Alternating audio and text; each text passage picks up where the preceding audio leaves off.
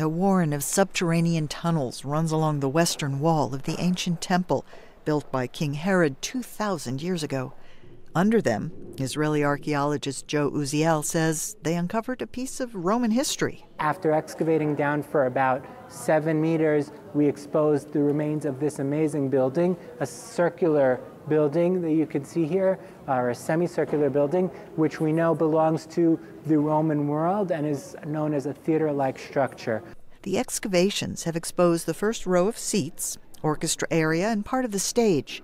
Unlike larger open-air Roman auditoriums, the 200-seat amphitheater was likely meant for local government meetings or musical performances.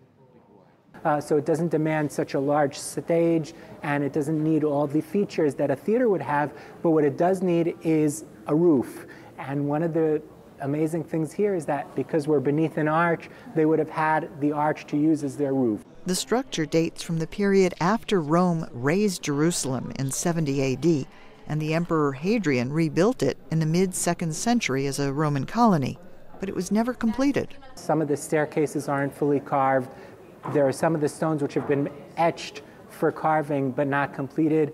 And one of the questions we've been asking ourselves is, after putting in all this effort of building such a grandiose building, what would cause them to stop? Uziel suggests work on the structure may have been halted because the Romans needed to focus on a 2nd century Jewish revolt against their rule.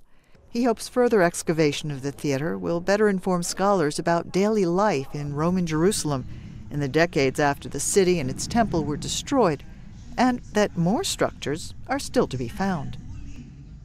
And that's how archaeology works. Sometimes you have exciting finds that you know are there, and sometimes you find exciting things that you had no idea would be there.